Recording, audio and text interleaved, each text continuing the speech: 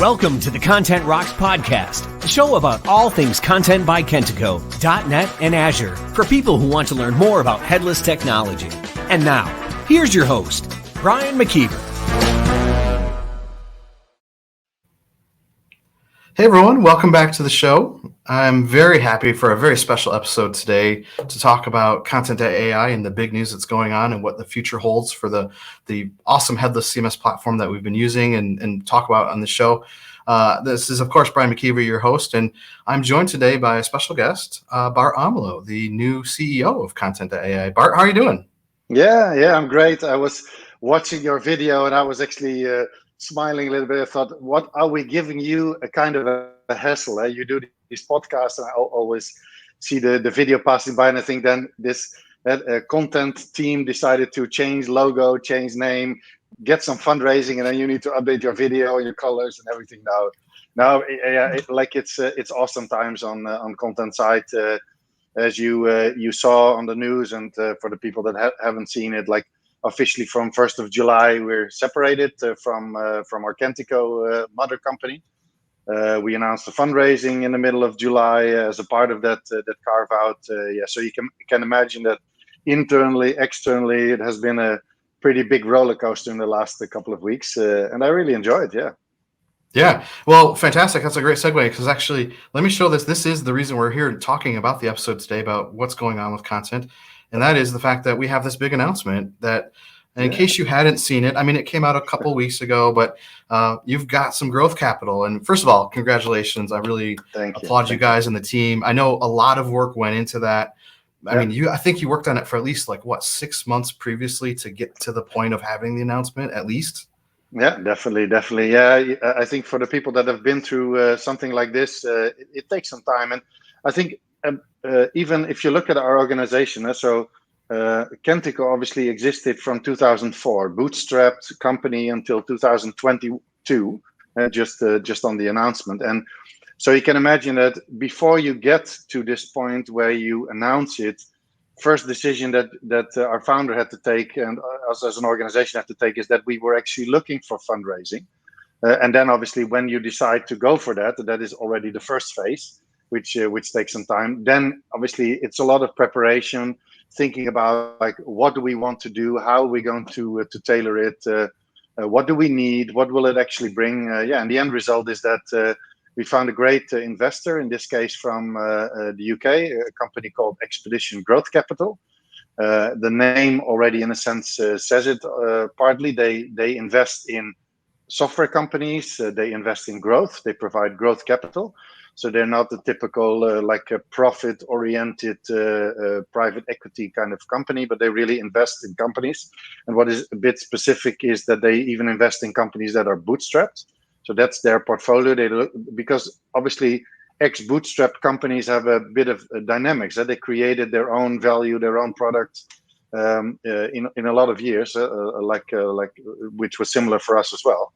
And at a certain moment of time, those organizations have to take that hurdle to lose a bit of their independence. At least it feels like that. And obviously add capital, gain also external expertise. And we were really happy that we found a company that fits us really like a glove, that not only brings the money, but also brings a certain attitude, brings expertise that can really help us in the journey, and not only to grow, but also to be independent, to be for the first time funded. And that's very right that we're into. Yeah, and I think it's great. And in case listeners, you weren't aware, I think one of the facts that Bart just mentioned is the investment firm, it really lined up with your values in your organization, Bart, because I mean, I think you spoke to us as partners about this a little bit, you wanted to find the right investor. It wasn't just any old investor out there. And the fact that they liked bootstrap software companies and I think you even heard you and Peter and them kind of hit it off pretty well from just a fit standpoint. And I think that's fantastic because I think this is such a crucial moment and change and transformation for Kentico. And you were managing director, now CEO. There are so many things that could go wrong in that transformation. And I'm really happy for you guys and really everyone involved that it sounds like it's went really, really well. But from your standpoint, how that transformation of kind of managing director of being a division of a company to like CEO of entire separate company, has that been a shock to you? Is it more than you thought, or is it right about what you thought? Just to, can you tell everyone a little bit about what, just personally for you, how that transformation has been? Yeah, I think that so whenever you become CEO, no matter whether in my case I was managing director, so I already led the division. It was division as part of Kentico. You always, in a sense, are part of a board. You always have a CEO that, in a sense, is ultimately end responsible. And now, obviously, from 1st of July, it's on me and on my colleague Dominic Pinter for Kentico.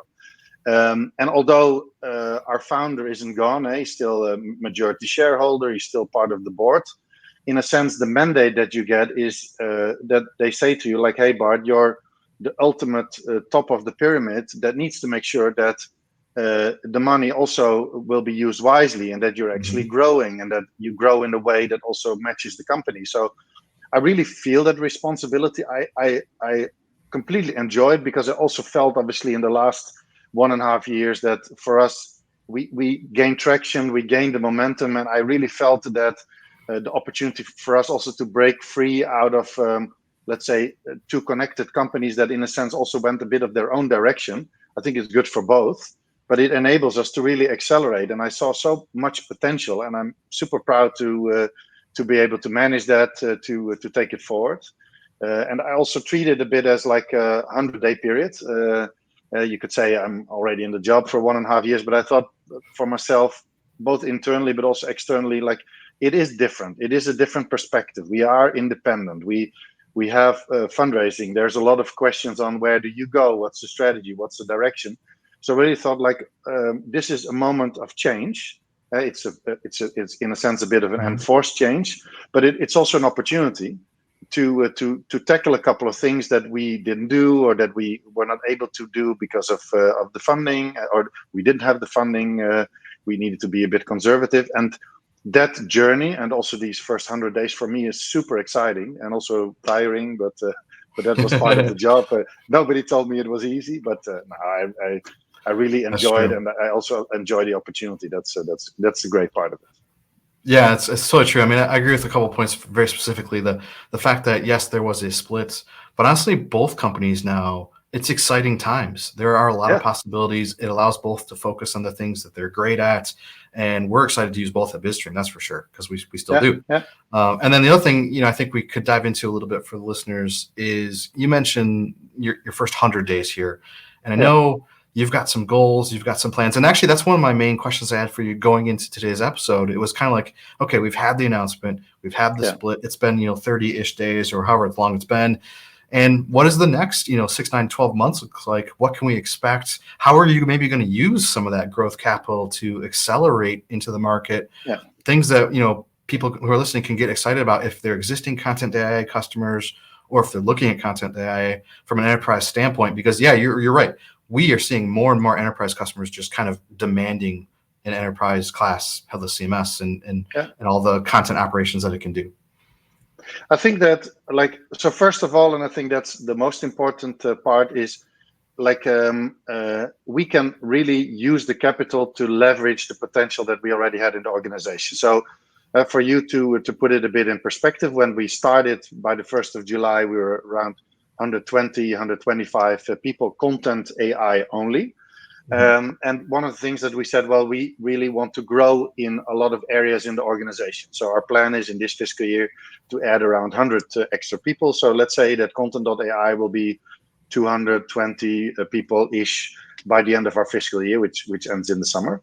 So that's the first challenge that we have. And if you look at where do we then, let's say, look for resources, in the basis, you could say it's in all sides of the business, because we felt that in a lot of areas in our business, we were, I think, really doing a great job, very efficiently and effectively able to deliver great product, to do our sales and grow very much year over year to serve our clients. But we also felt that there's no room to maneuver. So we said, for example, that we wanted to add a lot of customer success managers to actually be able to serve the clients even better, and some more time and deep dives with them. We are going to add a big part of our sales and marketing organization. The marketing organization, obviously, to build the brand, which is also good for our partners, which is good for ourselves, but also sales organization. We had a very nice, lean, small sales organization. But to be honest, there's so much more opportunity in the market. We really said, like, okay, we need to grow the sales organization. Specifically, if you look at that, then there will be a lot of focus also on the US here. Historically, we did a lot of business in Europe and a smaller portion in the US and even smaller portion in Australia, New Zealand. We really said, like, let's at least make sure that US and Europe are a bit equal pillars. So it will mean that we will invest a little bit more into the US specifically. If you look at our product department, there's very big potential, and we talked about it with the launch. We talked about it to you as partners, and I know you will do a podcast with Vojta, talk a bit about our positioning, but there's for us a great opportunity to really bring that composable AI, that automation for clients in their most critical parts of their content lifecycle to the next level. But it means that you also need to add people in the product team. So we're really also looking to add more people. We don't just go in the market and try to hire everybody in the Czech Republic, but we also said, well, what is a good opportunity is really to take our own Kontent.ai Academy to the next level. For that, we opened a new office in the Czech Republic in a town called Olomouc, where there's also a technical university equal to in Brno, so that we have an ability to also launch a Content Academy. So there's a lot of things happening, and if you're carving out, then you also need to build on your shared department. So we already hired a few people on the accountancy side. We hired a great chief information security officer who lives in Ireland. We obviously needed to build our own support organization. So like there's a lot of areas where people will really help to accelerate. But obviously it's not only people, it's also really for us around that brand awareness. So what you typically see, one of our competitors announced that they are going to launch a certain amount of money to the partners. We also launched a new MDF budget for the partners to also do a lot of events with partners. And that was a bit of a problem of the fact that we were part of that Kentico umbrella. In the headless CMS world, you have the Mac Alliance, and the Mac Alliance is a bit of like a group of organizations, software companies that believe in the Mac principles, those, let's say, headless principles, if I make it simple. We wanted to be part of that already from the beginning, but the problem was that a part of our organization wasn't following those principles, our traditional product. Also that for us is an opportunity to let's say, get our footprint over there. We applied for the Mac Alliance. We hope and assume that we will be able to join that as well. Like there's so much going on, even already in those weeks. We have like calls with all the analysts from Gartner who want to know more. I think we have 5 analysts that we have call schedules for us. IDC. We get the first reviews on G2 with I know you don't have so much time, but you don't want to know what's already going on here. And last but not least, and then I will stop talking for your question again. We're also going to open our office in New York. We decided to really build our foundation in the US, also more in a location where we believe that there's more of our clients. Historically, our organization was in Bedford, New Hampshire, but we really said, like, let's make sure that we pick a location where we also really can find our clients. Financial sector, for example, that really benefit from our solution, so that we have a strong footprint over there. So you will see that we're also establishing our new offices from New York and London and Sydney and Amsterdam. We already have. So yeah, it's a great time. A lot of moving parts. That's an amazing answer to that question. Even a couple new things in there for me. Even it's great. I mean. Yeah, I do remember the MDF announcement. In fact, I've talked to the marketing team about some of those details. So in case you're listening and you are a partner, there are some details out there that you can definitely reach out to the marketing team and they can share with you about how to leverage that platform. And we're excited to actually have my marketing team kind of tasked with, hey, let's come up with some ideas about how we can do this and go to market together. So I'm excited for that. Office in New York City, this is great. Please let me know when that door opens because I'd love to be there in person and check it out. but I'll tell you something else. Then you also know that because we are going to do Horizons. Yep. Obviously, we decided this year to make it like physical events. We will probably we will also record some things, but we will do an event in London again. That will then be 19 and or if I say it right, at least 19th of October. But probably good for you to know, in the US, we're going to do an event, client partners, prospect clients in New York. Also use it a bit as the launch of our office. That will take place on the 17th of November. So mark your calendar if you want to join. Well, hopefully the marketing team isn't listening too much. We didn't just steal all their thunder. But here you have it, a scoop on Kontent Rocks. Definitely gonna mark those dates on the calendar. I would be super excited to be a part of that, and I will make sure to try to get some of my clients there as well. So you've talked a ton about the company strategy and where you're using the growth capital, and I appreciate that's awesome because that's what we're looking for. But I know there's one more thing that we were talking about kind of pre-show that personally you're doing these first 100 days, and it sounds like you have some travel coming up soon. Yeah, like as I said, I decided, although I was like a managing director, I really saw it as an opportunity to, let's say, really take it as another 100 days. And some people say it's another 100 days or it's 100 days in the new role.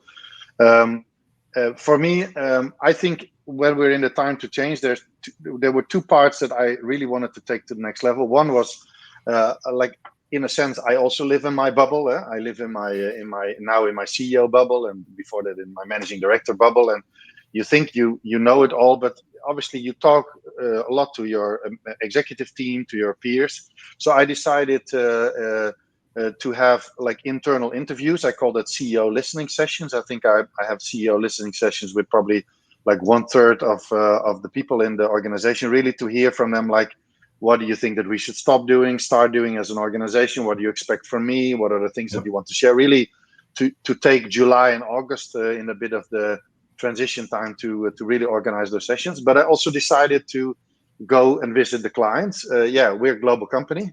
We have key clients all over the place. That's great on one hand, but the downside is obviously then it means if you want to visit them, that you really have to take travel serious. I really wanted to do it as much as I could, let's say last week of August, but let's say in September, because for me, September, like last month of those 100 days, and I thought then everybody's back from holiday and it's a great opportunity. And I will go by myself.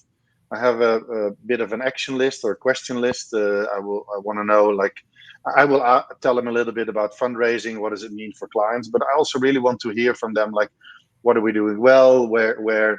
How are they using content? What can we improve? Like, so that we also take that information back internal. And the reason why I want to do it alone is because I then hope that we avoid talking about open invoices or any bug that isn't answered quick enough. Or so I really wanted to take it strategically. So customer success managers in the US, in Australia, in Europe are helping me to organize a schedule. It will be terrible from a travel perspective. But I'm really looking forward, and I think it will give really nice insight, which I then also can bring back to the company and help to take it a step further. So even here, if clients are listening, tell me what you want to tell, or if you want to see some changes on our side, to tell me, because I think now is the right moment to do so. Well, that's awesome, and I both am happy for you and afraid for you with the state of global travel these days. I've heard that places like London are a little crazy. I will tell you, the States we're catching up a little bit. The travel's figuring itself out better than it was months ago. But well, that's awesome. I applaud you for that. Definitely hope to see you here in West Michigan. And be able to meet in person, and then obviously we'll be together in Brno this year later on. But that's great. And so Bart, one thing, we're kind of near the end here. We do have to wrap it up. If someone is listening and they do want to kind of say, hey, Bart, it'd be awesome if we could meet, or they even have questions for you, what's the best way that you'd like them to reach you? Is it through customer success? Is it your direct email? Maybe throw it out there. If someone's listening, wants to get a hold of you, what's the best way? Mail me, connect on LinkedIn, send a LinkedIn message. That's simple. Just mail me on barto@kontent.ai. That's just do it as direct as you can. then I'm answering. I can try to organize it, fit it in the schedule. So just know where to find me. Like I think I even have my phone number on LinkedIn. I don't mind if I don't respond immediately because it's an unknown number. Talk in my voicemail, but send me an email. That's the easiest way. Or connect on LinkedIn. Okay. Well, I appreciate it. And this is something we can wrap up with. This is, as you can tell, just listening to Bart, the passion in his voice about Kontent.ai and the care of the growth that they're taking to just take it to the next level. It's always been about the people at Kontent.ai and even Kentico. And that's why I firmly believed in it. I've partnered with you as a company for over 12 years now. It's amazing. And I can't congratulate you enough for the tremendous excitement that you're generating, and really want to thank you for your time today on the show. I know you're a busy guy. We just mentioned just a couple things that you've got going on. So, Bart, I thank you again. With that, that's probably going to be the end of the episode. So any closing message you want to say to everyone? Well, Brian, you thanked us a lot, but I think it's also really important for us to thank partners like you to really help us. You're also an MVP, so you're a really good brand advocate, and we also really need you. I'm really looking forward to see you in Brno. We will have a global gathering. We'll be probably 150 people, Kontent.ai people in the room, but we can't do it without our clients, without our partners. So also big thanks back to you. Looking forward to see you, and thanks for having me today. All right. Well, thanks a lot, Bart. And thanks everyone for listening. This has been the Kontent Rocks podcast episode, and we will talk to you all next time.